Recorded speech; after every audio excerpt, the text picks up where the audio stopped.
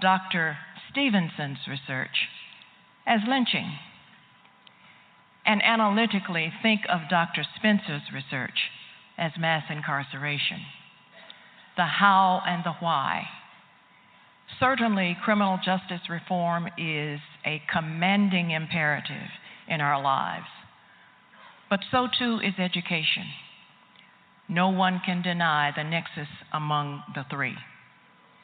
So I invite your attention to a most enlightening panel. Thank you for being with us this week and today.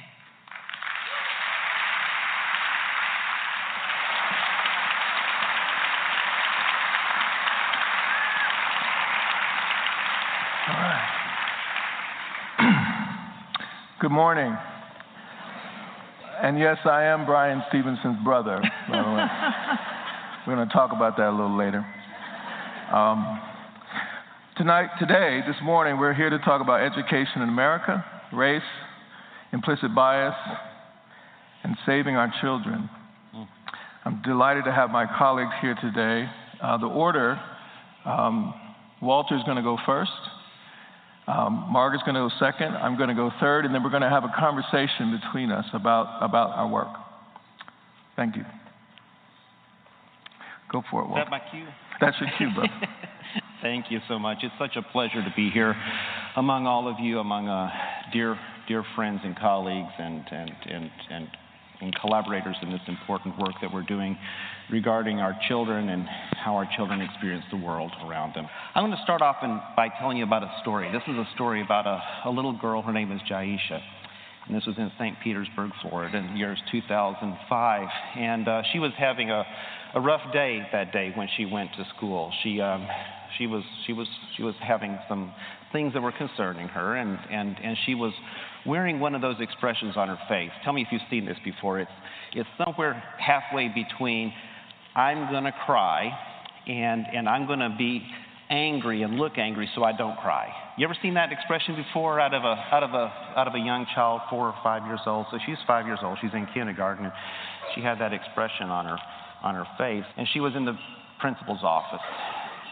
Police came in. St. Petersburg Police Department, kindergarten, 5-year-old little girl, came in to the vice principal's office. They'd already evacuated the classroom, and came in and arrested her in kindergarten.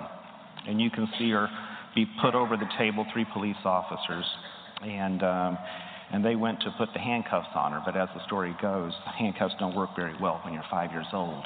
So they put the handcuffs on her ankles, and they used nylon on her hand and carried her out to the police car, put her in the police car, then took her from there to the police station, held her in the police station until her mother could come and pick her up. And that was because she was having a bad day. Now, I saw this video, and people had contacted me for comments on this. And when I saw the video, a lot of things kind of went through my mind. And one of the things that went through my mind was, well, this is in an elementary school. Why the St. Pete Police Department on a 5-year-old, on a baby? Why the St. Petersburg Police Department? Why not school psychologist? Why not school nurse? Why not somebody from the social work department? I mean, they had all these people there. Why not just go into the hallway and just randomly pick some adult? Just grab anybody other than the St. Pete Police Department, And when you see this, the other questions that kind of pop into your mind too, at least for me, was why is it that sometimes when we can see a child with behaviors we don't like, behaviors that we as adults might not want them to be having, why is it that with some kids we can look at them and we can say that child needs support, that child needs help? And with some children, we see the exact same kind of behaviors, and we say, that child needs to be contained. That child needs to be excluded. That child needs to be removed, taken away from the rest of us good people. What is that, and why is that sometimes we have these decisions that happen sometimes just like that in the back of our head? Probably nobody sat down and thought about it. It's just something that clicked in the back of their head that made them decide whether this child was this child or this child was that child. And so that's what went through my head when I saw the video that you're not going to be able to watch right now. So I started looking into this issue in 2002, 2005 of children being expelled from preschool programs. Now, bear in mind, we're talking about children 3 and 4 years old. These children have been talking for about 1 or 2 years. These children have been out of diapers for about 1 or 2 years. These are babies. These are babies. These are our babies. These are really young children, 3, 4 years old in preschool programs, being kicked out of the program, expelled from the program, because somebody didn't feel that they had the resources to bear to be able to meet that child's needs. And when you think about it, expulsion is the capital punishment of the schools. It doesn't get any more severe than that. It's kicking kids out completely, giving up on children. And in this case, we're talking about giving up on babies, giving up on children 3, 4 years old. So we started looking at this. You can see on the slide the expulsion rate for grades K through 12. 2.1 per 1,000 children. This is full-on expulsion, kicked out of the program. For preschool children, we're talking about 6.7 per 1,000. In other words, children are expelled from preschool programs at a rate more than 3 times that of grades K through 12 combined. And then when you look at child care programs, it's more than 13 times the rate of grades K through 12 combined. That's a lot of kids. And we can look at this data in a lot of ways. We can look at it this way, too. Here's the pre-K expulsion rate, the rate at which children are being kicked out of preschool programs. This is the rate at which children are kicked out of grades K through 12. And just for comparison, here's the rate of incarceration in the United States. And when you look at the amount of racial disparity and gender disparity between preschool expulsion and adult incarceration, almost identical. So if there is a pipeline from preschool to prison, it's amazing how consistent the diameter of that pipe is all the way through the entire process. We cannot start worrying about our children and our families when they're adolescents, when they're 20s. We got to be worrying about them in preschool. We got to be worrying about and thinking about how we're treating them all the way down to when they're babies. So when I started looking, when I started looking at things that predict this, what accounts for, whether a program is more likely to be kicking a child out of the program? We see things like, the number of children per adult. It relates to how likely a child is to be expelled. More children per adult, the more likely a child is to be expelled. How long the program is in terms of its length of day, whether it's a half-day program, school day length, extended hours. Teacher job stress. And teachers who screen positive for depression expel at twice the rate. The amount of services that are available to the teacher. All these things are the best predictors that we have for whether a child is expelled from a preschool program. But what do all these predictors, these best predictors of whether a child is expelled from a preschool program, what do they all have in common? None of them have anything to do with the child. They're not child variables. These are adult variables. These are program variables. These are our variables about the things that we provide and the things that we do not provide to our babies. And that's what best predicts how our babies end up getting treated. And so when you think about it, preschool expulsion is not a child behavior. It is an adult decision. It is a decision that we make regarding whether or not we have and want to bring to bear the services and the supports for our children, or if it's easier and more convenient for us to just give up on them. So who is it that gets expelled from preschool programs? So we started collecting more of this information, and we found this. In mixed-age classrooms where you have 3 and 4-year-old preschoolers together, 4-year-old child's about 50% more likely than the 3-year-old child to be expelled.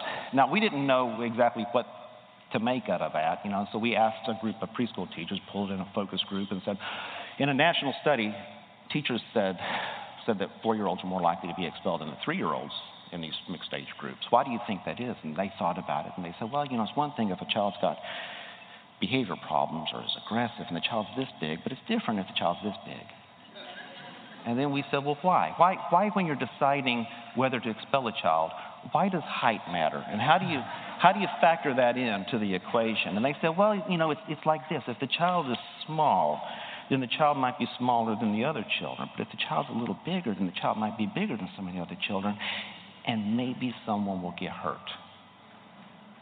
And that was a clue to us, that if we're taking these teachers at their work, what they're telling us is this.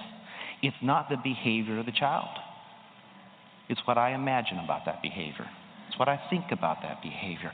It's all kinds of other things that pop into our head, and that's when it really dawned on us that this is not really about children's behaviors. This is about the things that go into adults' minds when they look at kids, when they look at our children. Black preschoolers expelled twice the rate of white preschoolers, boys more than 4 times the rate of girls. And so when you think about it, there's really 3 Bs of expulsion risk in preschool. You have big, black, and boy.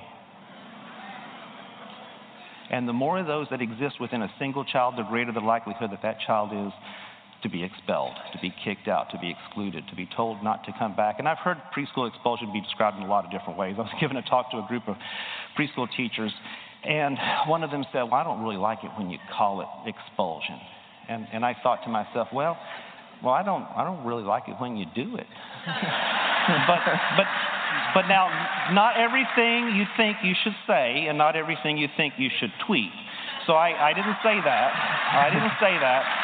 So instead, I said, well, what do you like to call it? And she said, well, we call it not yet ready for school readiness.